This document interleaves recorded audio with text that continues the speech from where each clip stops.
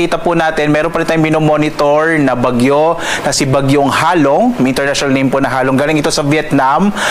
Galing po ito sa Halong Bay, no, isang lugar sa Vietnam. Kung saan po, no, si Typhoon Halong ay uling namataan may 1,800 kilometers east, northeast extreme northern Luzon. So ito po ay isang typhoon category na. At sa ngayon nga, lalong lumilit yung posibilidad na ito'y pumasok ng Philippine Area of Responsibility. Hindi natin ito inaasahang makakaapekto sa ating bansa. Samantala, sa may katimugang bahagi ng Bagyong Halong, makikita po natin may isa pang low pressure area na huling namatan mahigit 2,000 kilometro naman silangan nito ng Eastern Visayas. Sa ngayon nga, ito nga low pressure area nito maaaring maging bagyos ngayong araw.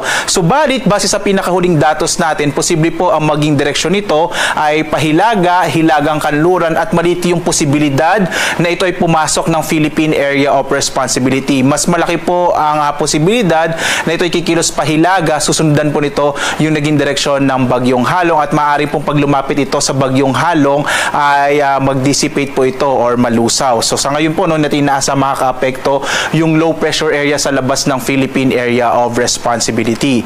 Samantala, sa loob ng PAR, dalawang weather systems naman na nakakaapekto sa ating bansa. Ang una po yung Intertropical Convergence Zone or ITCZ. Ito ang magdadala ng maulap na kalangitan na may mga pag-ulan sa malaking bahagi ng Kabisayaan, Mindanao at gayon din dito sa may area ng Palawan at ilang bahagi ng Bicol region. Samantala, umiiral na po ngayon itong northeasterly wind flow. Ito yung hangin nagmumula sa hilagang silangan. At dahil nga makikita po natin kapag may northeasterly wind flow, ay pahudyat na po yan, napapunta na tayo sa tinatawag na transition period. Kapag sinabi nating transition period, ito yung panahon na kung saan nagbabago na po yung direksyon ng hangin mula doon sa southwest o yung galing sa timog kanluran, nadala ng southwest monsoon, papunta naman tayo dito sa papunta sa hilagang silangan na direksyon. Ibig sabihin, papunta na tayo sa panahon ng amihan. Climatologically speaking, nangyayari po ito sa buwan ng Oktubre, which is this month po yun. No? So ngayong Oktubre, papunta na tayo sa transition period kung saan patapos na yung habagat at papunta na tayo sa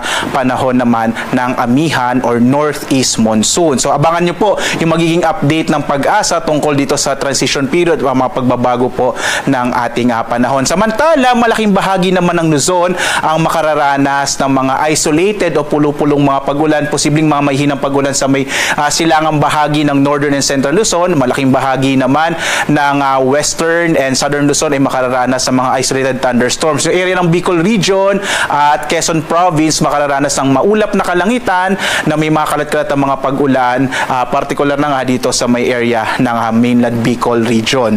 Maliban dito, wala na tayong monitor pa ibang low pressure